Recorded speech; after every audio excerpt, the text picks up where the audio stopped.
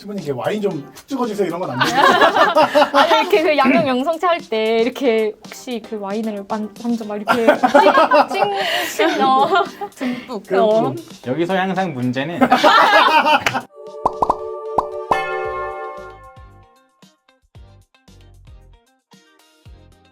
성당에서 마시는 와인, 미사 끝나고 마시는 와인, 그리고 친구들과 나누는 와인까지.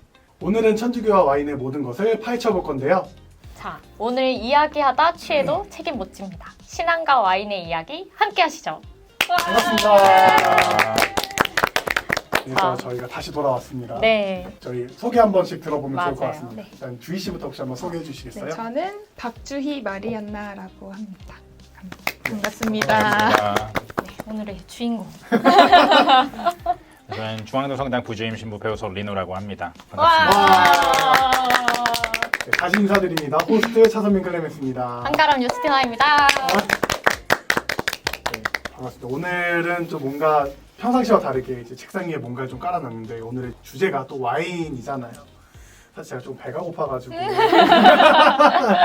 따르고 시작하면 좋을 것 같은데 일단 각자 와인을 조금 준비한 게 있어요. 맞아요. 그래서 일단 저 같은 경우는 저도 그냥 선물 받은 와인인데 뭔지는 잘 모르겠어요. 이게 혹시 뭔지 아시나요, 신부님? 모르시죠? 봐야 할 것 같아요. 그렇죠. 봐주시면. 왜냐면 선물 받았는데 제가 약간 노동의 대가로 받은 선물이어가지고 좀 궁금하긴 했어요. 쥐라 쪽 와인이네요. 쥐라는 되게 좀 그 독특한 와인들이 많이 나는데 프랑스 와인이고요. 아, 프랑스산이구나. 쥐라 보통 화이트 와인 왕존이라 그래서 그쪽 와인들을 많이 먹는데 레드인 것 같아서 안 먹어본 와인이에요. 오. 다행이다. 그리고 주희 씨가 준 와인은 어떤 거죠? 저는 이게 제 축일이 5월 26일이어서 그때 코스트코라고 말했나요? 사실 포장이 가장 예뻐서 이걸 아. 골랐는데요. 가성비도 되게 좋고 근데 집에 이게 오프너가 번호가 없는 거예요. 그래서 여기 사실 보면 지금 원래는 이게 한 번 더 랩핑이 되어 있는데 뜯고 없어서 오늘을 위해 가져왔어요. 영광입니다. 왓 와인이네요. 와인. 스페인 리오하에서 나온 오, 스페인 사람. 스페인 근데 저도 세미들체 조금 단. 에스파뇨. 신부님은 와인, 저급하다. 신부님 와인 혹시 소개 한번 해주시면. 저는 뭐 이왕 의미 있으면 좋을 것 같아서 샤토네프 디 파프라는 어허. 와인인데 프랑스 남부의 론 지역의 와인이고 이제 샤토네프 디 파프라는 뜻은 교황의 새로운 성이라서 이 교황청이 예전에 프랑스 아비니옹으로 잠깐 갔던 적이 있잖아요. 그래서 그때 만들어지게 된 어떤 그런 와인의 품종들입니다. 너무 기대돼요. 그래서 그러니까. 적혀 있는 문양이 그래서 이런 게 샤토네프 디 파프는 나중에 AOC 등급을 만들면서 이제 샤토네프 디 파프는 이런 식으로 이렇게 그 교황의 그런 어떤 문양처럼 어떤 그런 식으로 이렇게 나오게 된 와인입니다. 좀 보고 싶네요. 맛있고 폴리해질 이렇게 것 같아. 슈토페스토 보여.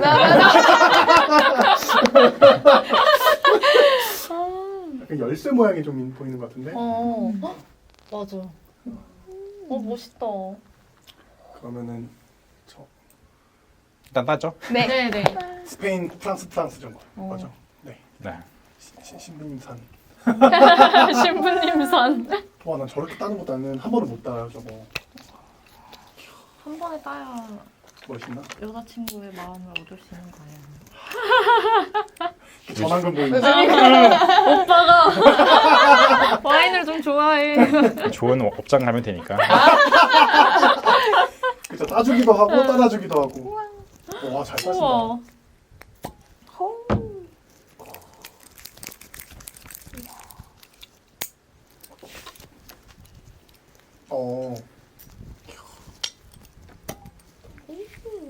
신부님 오자마자 저희가 이 시키는 너무 건방지러워요. 그러니까. 어떻게 받아야 돼요, 와인을? 그냥 제일 주면 중요한 되나요? 거는 그냥 둬도 되고 아니면 뭐 한 손 정도 잡아도 되는데 가장 안 되는 게 이제 받으려고 가까이 더 좋게 두려고 움직이는 게 가장 안 되고 그래서 웬만하면 소믈리에들이 가장 원하는 거는 그냥 가만히 있는 거 아니면 한 손 정도 이렇게 잡아주거나 그 정도가 제일 좋은 것 같아요. 영광입니다, 신부님. 언제 또 촬영실에 이렇게 술을 와인으로 해봤어? 치얼스 할까요? 이걸로 마침 어제가 네. 그리스도의 성체 성혈 대축일이었었는데 맞아요. 그래서 어제 미사 4대를 했는데 형 성체 포함해서 그럼 와인도 그만큼 4번 드셨겠네요. 청일 성체는 띵시오 그 성체 성혈을 그 세례 받는 청일 성체한 친구들한테 그렇게 해줬으니까 평소보다 성작에 성혈도 좀 더 많이 넣으니까 오. 좀 더 많이 마실 수밖에 없는 음. 주임 신부님께서 주례하셨지만 뭐 이제 그렇게 되는 좀 그럼 얘기가 나서 제가 궁금했던 건데 네. 이 미사주에 대해서 좀 이야기를 해보면 좋을 것 같아요. 네. 우리가 이제 미사 때 와인을 이제 쓰잖아요. 미사주라는 이름으로 저희가 쓰는데 이게 정말 예수님의 그러니까 성혈로 바뀐다라고 이제 미사 때는 그렇게 저희가 믿고 있잖아요. 정말 우리가 그 와인이 성혈로 바뀌어야 된다고 믿어야 되는지 아니 그리고 우리가 뭔가 이게 그냥 영성체열 뭐라고 하지 혈중 와인 양형 양형성체. 뭔가 그런 거 하면 이제 뭔가 와인을 뭔가 제대로 느껴야 될 것 같은 이런 게 좀 그러니까 그런 강박감이 좀 있는데 이거에 대해서 혹시 어떻게 좀 우리가 받아들여야 되는지. 일단 교회 전통적인 공식 가르침은 실체 변화라고 가르쳐요. 실체라는 개념은 이제 토마스 아퀴나스 쪽에서부터 많이 나오는데, 그러니까 이게 실제로 변화한다라는 개념이거든요. 이게 후대에는 조금 또 다른 의미가 등장하는 거는 상징과 의미 이런 걸로 인해서 이 진료는 뭐 진료와 이제 그런 게 있는데 이제 이게 그냥 포도주인데 그냥 우리가 주님의 피라고 생각하는 거 아니냐 뭐 이 정도로 생각할 수도 있는데 기본적인 교회 전통적인 가르침은 이거는 예수님의 피로 변화하는 것이다. 실체가 실제로 변화하는 것이다. 라는 게 전통적인 가르침이고 근데 우리가 이렇게 실체 변화에 대한 개념을 받아들이기가 어렵잖아요. 그래서 우리는 중요한 거는 우리가 이것을 모시는 것 그러니까 우리에게 주님의 피를 모신다는 의미 성체도 마찬가지고 성체도 이제 밀가루의 어떤 그런 만들어진 어떤 빵인데 이제 그것도 실체 변화라는 개념이 많이 사용되는데 기본적으로는 그렇게 생각하면 될 것 같은데 그 스페인에서 성체 성혈 대축일이 무슨 요일인지 아세요? 금일? 왜요? 불가? 그게 왠지 그냥 원래는 목요일이 성체 성혈 대축일이거든요. 그래서 애초에 공휴일이에요. 이제 그리스도교 원인데는. 그래서 전에 스페인에 성체 성혈 대축일에 스페인에 있었던 적이 있었는데 그때 숙소에 있는데 갑자기 사람들이 막 이렇게 행렬을 하는 거예요. 그래서 왜 하는 거지? 하면서 나중에 보니까 성체 성혈 대축일이었어요. 저는 당연히 한국에서 경험해 본 적이 없으니까. 근데 우리나라에서 이제 교황청 인준을 받은 예식서들이 나오기 시작했는데 2010년대 이후로 거기에는 어제 미사에 대해서 이렇게 적혀 있어요. 마지막 부분에 이제 성찬례가 끝나고 나서 그 성찬례 전례가 끝나고 나서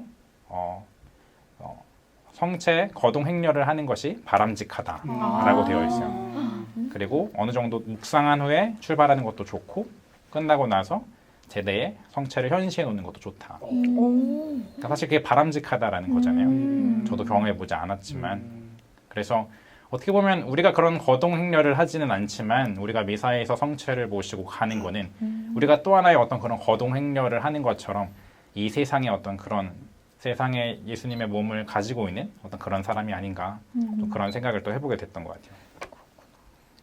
저희가 아까도 저 말씀드리긴 했는데 그러니까 뭔가 우리가 와인이나 이런 거 마실 때 뭔가 느껴야 되나요? 그거에 약간 강박이 있긴 한데 강박이 있으세요? 양형 성체?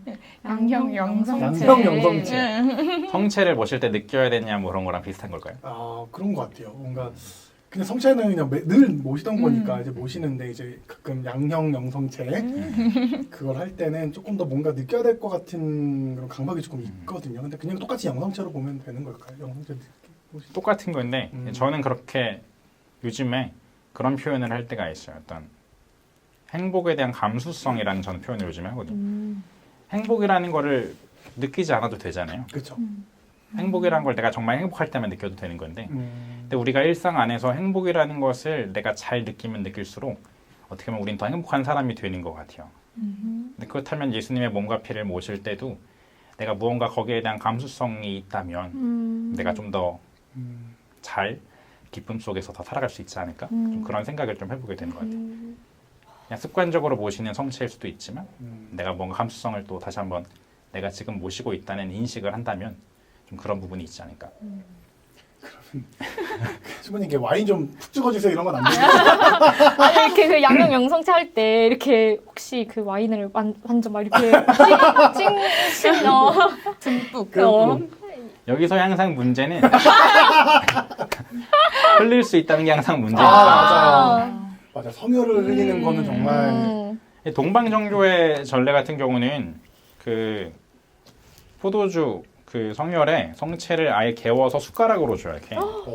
그래서 아래 이렇게 금속 판때기 같은 거를 이렇게 대서 이렇게 흘리지 않게 하는데 코로나 때도 다 똑같이 했다고 하더라고요. 그래서 그런 식으로 그 포도주와 성채가 섞여 있는 죽 같은 거를 이렇게 떠서 이렇게 줘요. 미사주는 그냥 그것도 궁금해요. 어떻게 하면 그 미사주가 되는 거예요? 그냥 납품업체가 잘 보이면 미사주가 되는 건가? 일단은 기본적으로는 선정을 하는데 교황청으로부터 그 교황청이. 선정하는 이유는 그러니까 우리가 이거를 미사주로 우리나라 교회 우리 공식 미사주로 사용하고 싶다. 기본은 추가적인 첨가물이 들어가면 안 돼요. 그 포도 말고.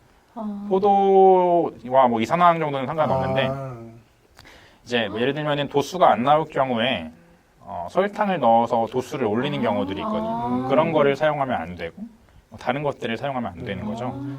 근데 이제 시중에 판매하는 것들은 사실 뭐가 그렇게 만드는지 아닌지에 대해서 물론 내추럴 와인이면 다 그렇게 만들고 뭐 올가닉 와인도 그럴 수 있지만 이제 그런 것들을 넘어서 이제 미사주를 안정적으로 공급하고 인정받기 위해서 그런 과정들이 필요하고 그래서 우리나라는 마주왕이라는 게 시작됐죠. 맞아. 마주왕을 통해서 이제 우리의 공식적인 미사준 그래서 레드 와인과 화이트 와인 하나.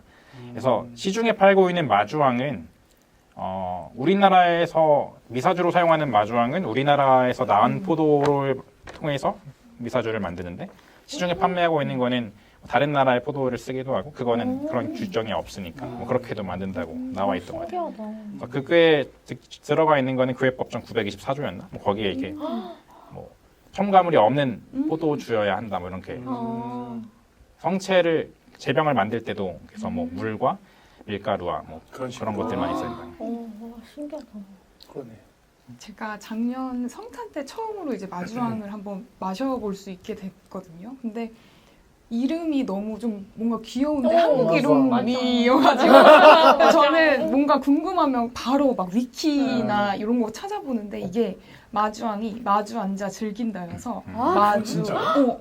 안이래요. 마주왕? 그래서 이게 나는 불안 줄 알아. 나도 마주왕. 네, 그래서 논주왕, 논화. 이 국세청이 그때 외래어를 표기를 하면 안 돼서 그때 그때 당시. 했다고. 그래서 마주 앉아 즐긴다. 그래서 너무 아름다운 취지의 이름이어서 진짜 참. 너무 재밌다. 혹시 이런 미사주를 만들 때 우리가 뭐 묵주 반지나 이런 것도 축성을 하잖아요. 이런 축복, 그런 음식 용어는. 네, 그런 거를 하나요? 미사주도? 저도 잠깐 찾아봤는데 1년에 한 번씩 해서 마주왕 그 미사주를 만들기 위해서 그 포도밭이었나? 그 공장이었나? 거기를 축복한다고 1년에 한 번씩. 그래서 대국교구회였나? 거기 주임 신부님이 당연직으로 한성당의 신부님이 그거를 하게 돼 있다. 그렇게 돼 있는 거. 좋은 질문이었어요. 저희가 그 와인도 성경에 이제 자주 등장하잖아요. 그 중에서 좀 많은 사람들이 좀 알게 되는 그 순간이 그거잖아요. 혼인잔치에 예수님이 물이 없는데 물을 이제 포도주로 포도주가 없는데 물을 포도주로 바꾼 거. 누가 좋아? 그러니까 포도주가 없어서 물을 이제 포도주로 이제 바꾸는 그런 기적을 행하신 게 있는데 왜 이렇게 물을 포도주 괜찮아 진짜. 왜 물을 와인으로 바꾸셨을까요? 뭐 의미가 좀 있을까요? 왜 굳이 포도주였을까? 아니면 그때 당시 뭔가 파퓰러한 술이었을까요? 우리나라 만약에 잔치였으면 뭐가 떨어졌을까요? 막걸리. 뭐 서민 잔치였으면 막걸리였을 것 같고 아니면 뭐 그 위로 올라간다면 이제 증류하는 무엇이 되겠죠. 술이라는 것은 항상 인류에게 있어서 이제 좀 더 옛날로 가면은 술이라는 거는 굉장히 비싼 제품이었을 테니까 그때는 맨 처음에는 제사를 위한 게 가장 중요했을 거예요. 우리나라도 어떻게 보면은 뭐 제사 같은 게 되게 중요할 때 술이 항상 등장을 하잖아요. 이게 좀 후대로 가면 갈수록 이제 서민들이 즐길 수 있는 것이게 되고 또 잔치에선 당연히 그럼 술이 빠질 수가 없는 것이겠죠. 그 시대에 그러면은 포도주를 많이 그렇게 마셨다는 얘기가 되겠죠. 그렇죠. 그때 성경에 뭐 무슨 항아리째로 바꾸지 않으셨나요? 네. 그렇죠. 그럼 와인을 이제 항아리째로 그냥 마셨다는 거죠. 진행이 대본에 있는 거예요. 저 대본에 있는 겁니다. 네. 네네. 자, 예수님이 좋아할 법한 와인을 한번 추측해 보면 그런 게 있을까요? 재미로. 재미로. 음. 와인, 그러니까 뭐 그죠. 뭐 그때 당시에는 어떤 와인을 주로 드셨죠?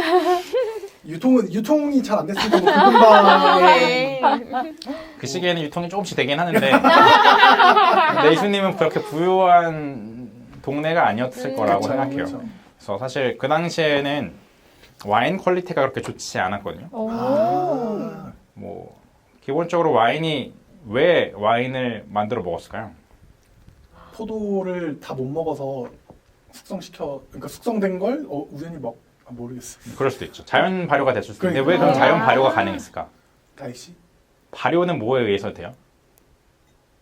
날씨, 온도, 습도, 기분. 당분을 효모가 먹어서, 균이 먹어서 배출하는 게 이산화탄소랑 알코올이거든요. 이 중에 다 있어야 된다는 거죠. 포도는 당분이 충분히 있는 과일이었고, 그렇죠. 근데 문제는 효모, 균인 건데 자연 발생 균이 포도를 보면은 껍질에 이렇게 하얗게 네. 익기도 하잖아요. 그러니까 포도는 기본적으로 균이 꽤 균일하게 잡혀 있는 어떤 좀 쓸 수 있게. 그래서 전통 방식의 포도주를 만드는 방식은 이렇게 큰 화학을 만들고 거기에 포도를 넣은 다음에 뭐 껍질이든 뭐든 다 넣고 그냥 발로 밟아요. 본것 같아요. 그거를 그냥 그대로 주스를 만들어 놓으면 자연적으로 발효가 됐던 거죠. 다른 과일에서는 그 균 관리, 효모 관리가 잘 안 돼서 그래서 그게 어려웠는데 포도는 그게 쉽게 됐었고 뭐 맥주도 좀 오래되긴 했지만 맥주도 다른 방식으로 시작했던 건데 뭐 꿀을 넣는다든가 뭐 그런 방식으로. 그래서 포도에서도 이게 그렇게 퀄리티가 균일하지 않다 보니까 이거를 조금 어떤 잡균이 생길 수 있으니까 그거를 해줄 수 있는 거는 뭐 여러 가지 뭐 로즈마리라든가 뭐 다양한 어떤 것들 좀 살균 효과가 있는 것들을 같이 나중에 넣어서 그런 식으로 했고 도수가 이게 들쭉날쭉하다 보니까 16도가 될 수도 있고 15도가 될 수도 있고 14도가 될 수가 있는데 근데 이거를 그렇게 마시긴 좀 어려우니까 그 당시 사람들은 물 대신 먹기도 하고 이렇게도 로마 제국의 얘기가 있잖아요. 그래서 보통은 3대1에서 5대1 정도로 물을 타서 마셨다고 해서 도수는 3도에서 5도 정도 뭐 그렇게 됐을 거다. 그 당시에 마시던 와인은 그럴 수 있다. 뭐 근데 가나의 혼인 잔치에서는 그렇기 때문에 포도주가 많으니까 원액이 나왔을 수 있겠다. 원주가 물을 섞지 않은 게 있을 수도 있겠다. 뭐 그건 모르겠습니다. 그래서 달짝지근한 와인을 좋아하지 않아요. 저는 반대로 성령께서 함께 하셔서 이길 수 다 있다. 회복이 되지 않아요. 예수님 목수였으니까 육체 노동자였단 말이야. 원래?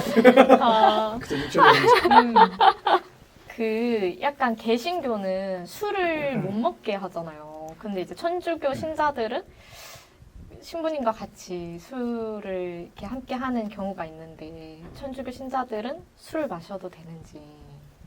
일단 거기에 하나 가지 더 질문을 하면 개신교는 유럽 개신교는 술을 마실까요? 마실 것 같은데요? 유럽 개신교는 술을 마셔요. 오. 애초에 유럽 문화는 네. 물만 먹고 살 수가 없는 문화였거든요. 그러네. 물이 깨끗하지 않을 수 있고 뭐 예를 들면 영국이나 그런 데서는 이제 점점 도시화가 되었을 때 이제 뭐 도시화가 안 되기도 그랬지만 그 물을 갑자기 이 도시에 사람들이 막 100명씩 죽어 나가는데 왜 그러냐 했더니 어느 그 저수지에 있는 물을 먹고서 다 죽은 거예요. 왜 안 죽었냐? 어떤 사람들은 그 사람들은 술을 많이 마시던 사람들이었던 거죠. 그래서 물이라는 것은 뭐 사실 그렇게 깨끗하지 않을 수가 있었기 때문에 반면에 미국과 우리나라 같은 경우는 물이 굉장히 깨끗한 나라거든요. 그래서 사실 술을 안 마셔도 괜찮은 나라인 거고. 근데 유럽 같은 경우는 좀 개념이 다르죠. 그래서 증류주를 라틴어로 맨 처음에 뭐라고 했냐면 아쿠아비타, 아쿠아비테, 아쿠아비테에서 생명의 물이라는 표현이 증류주였어요. 증류주에 물을 섞어 뭐 이렇게 증류주는 소독도 되고 뭐 살리기도 하고 뭐 여러 가지 케이스가 있으니까 이게 불어로 가면 이제 오드비, 그러니까 생명의 물 뭐 그런 식으로 이렇게 증류주를 그렇게 표현하는 단어들이 다 생명과 오히려 붙어 있는 그런 표현이 있었어요. 그래서 우리나라에서도 요즘에는 개신교 분들 중에도 술 마시는 분들이 계신데 이제 어떻게 성경을 원어적으로 해석하잖아요. 그래서 원어로. 그 굉장히 그 문자 그대로 fundamentality, 그러니까 근데 이제 그분들 중에서 사실 성경에 뭐라고 나와 있냐? 성경에는 취하지 말라라고 나와 있거든요. 그러니까 취하고 문제를 취하고 문제를 일으킬 수 있으니까. 뭐 좀 더 나가면 예수님도 와인을 마셨잖아요. 그렇죠. 술을 마셨으니까. 그럼 예수님은 마셨는데 왜 마시지 말라고 하는 건 얘가 또 될 수 있는 거니까. 사실은 근데 그런 의미에서 미국은 청교도 혁명이라고 했잖아요. 청교도는 훨씬 더 잘 지키고자 하는 사람들이 미국으로 갔던 거죠. 그러니까 우리는 애초에 그냥 아예 술을 마시지 않겠다. 그런 거죠. 이렇게. 훨씬 더 사실은 그걸 존중해 줄 수 있는 굉장히 좀 되게 대단한 부분일 수도 있어요. 이렇게. 우리는 그냥 아예 끊겠다. 이렇게 된 거죠. 뭐 사회 문제가 워낙 지금보다 훨씬 더 많았을 거거든요. 술 먹고 일어나는 일들이. 그렇겠네. 우리 그러면 약간 와인에 대한 뭔가 각자의 추억이 좀 하나씩 있으면 그걸 한번 이야기해 보면 어떨까요?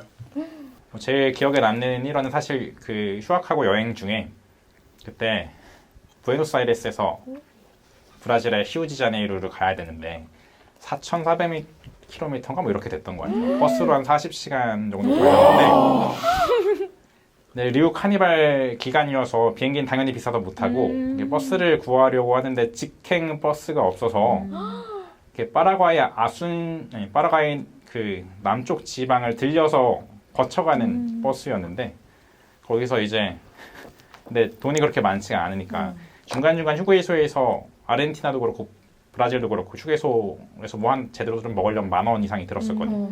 그래서 와인 2병이랑 물 2병만 사서 40시간 동안 그렇게 다녔었는데 예수님이 40일간 광야에서 하셨던 것처럼 신부님도 40시간 동안. 와 대박이다. 저는 작년에 저도 유럽 여행을 다녀왔는데 그때 제가 포르투갈 여행 중에 이제 와인 투어가 있더라고요. 그래서 거기 가가지고 와인 투어를 했는데 하다가 이제 와인을 이제 3잔 이렇게 쭉 따라주더라고요. 이제 투어 했으니까. 그래서 뭔가 정말 맛있는 와인인 것 같아서 이제 3병 중에 이건 사야겠다고 나갔는데 정말 싼 거예요. 그때 거의 5유로도 안 했을 거예요. 한 병에. 그래서 정말 물 대신 마셔도 되겠다 싶을 정도로 유럽인들이 되게 부러워졌던 그러니까 내 입맛에 맞는 이 와인이 그렇게 저렴하다고 뭐 이런 좀 기억이 또 있어요. 그리고 또 초콜릿이랑 먹었는데 초콜릿이랑도 뭔가 좋더라고요. 진짜? 그러니까 거기서 이제 코스가 너 와인 투어 이제 할 건데 시음할 거야? 시음할 거야. 그러면은 뭐랑 먹을래? 치즈랑 먹을래? 초콜릿이랑 먹을래? 알아들었네. 아니 그 구글에서 처음에 신청을 받거든요. 알아들었는데 또 포르투갈의 유명한 와인들이 마데이라랑 포르토 와인이라든가 뭐 제가 본 게 포르투 와인이었어요. 아래도 있지만 이 와인의 특징은 주정 강화 와인이라고 해서 도수가 좀 18도 이상으로 올라가는 와인인데 그러다 보니까 도수도 높고 당도 좀 일부러 당을 가미해서 만든 와인이다 보니까 단맛이 남아있어요. 단맛이 남아있고 도수도 강한데 그 초콜릿이랑 먹으면 단 거에 단 것을 섞어서 극대화시키는 방식으로 페어링을 하는. 그래서 기분이 좋았겠네요. 당 스파이크.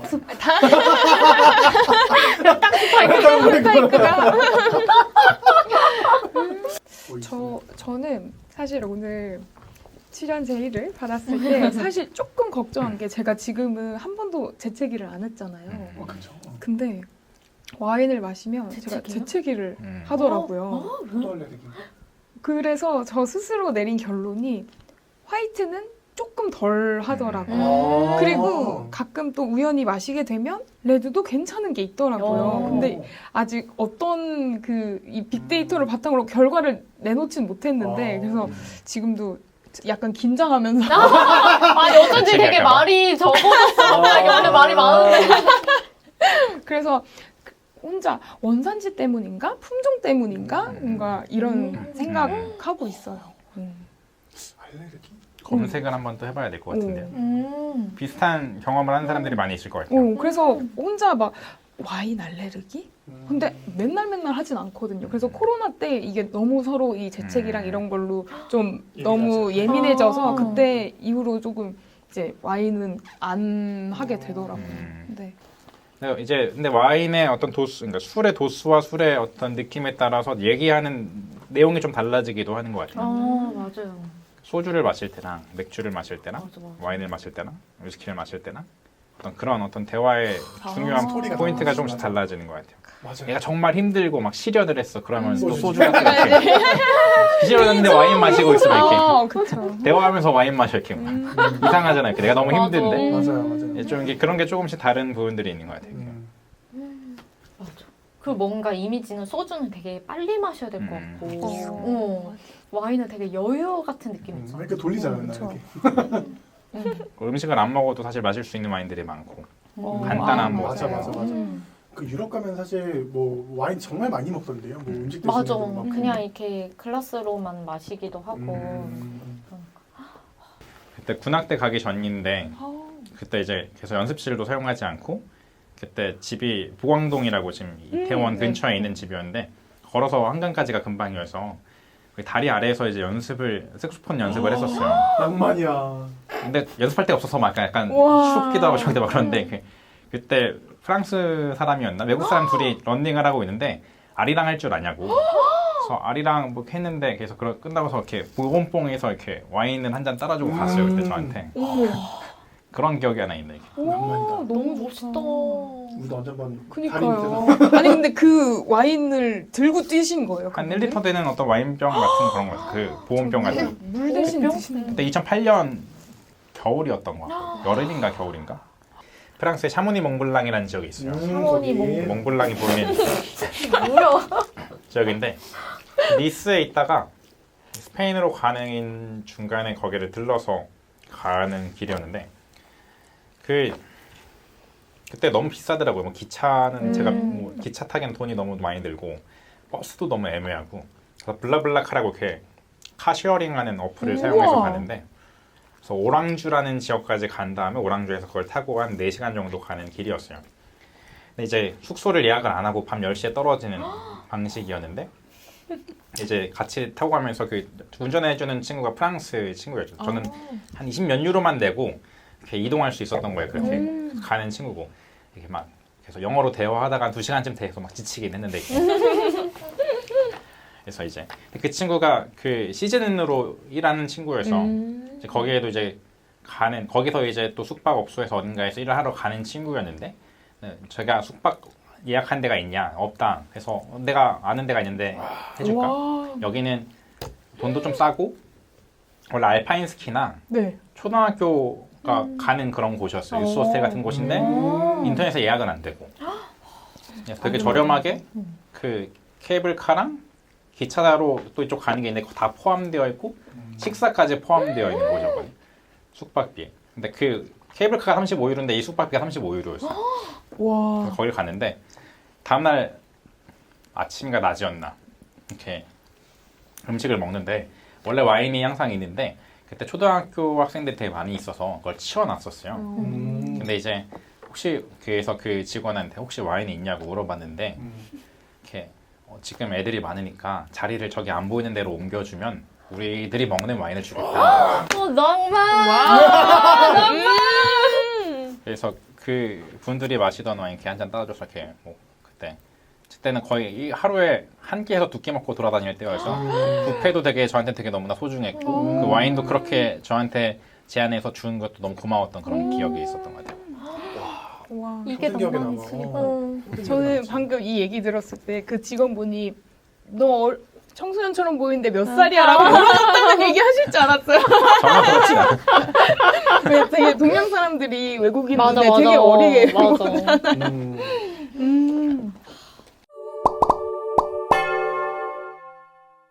오늘 천주교와 와인을 주제로 많은 이야기를 나눠봤는데 좀 저희만 알고 있긴 너무 아깝죠? 여러분도 와인 한 잔의 여유 속에서 하느님의 사랑을 느껴보시기 바랍니다.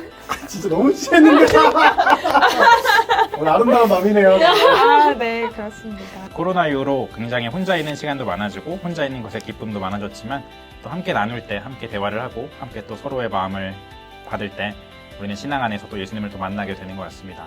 우리가 세상 안에서 다시 한번 또 우리가 하느님을 아는 사람으로서 우리가 함께 또 교회의 모습으로 함께 또 하나 될 수 있기를 청하면서 우리가 또 함께 기쁨의 시간을 가질 수 있으면 좋겠습니다. 저희는 그러면 다음에 자꾸 취했나 너무 취했나 봐. 마지막. 자, 그러면 저희는 다음에 다시 찾아오도록 하겠습니다. 십자가 들고 튀어! 다음에 만나요. 안녕.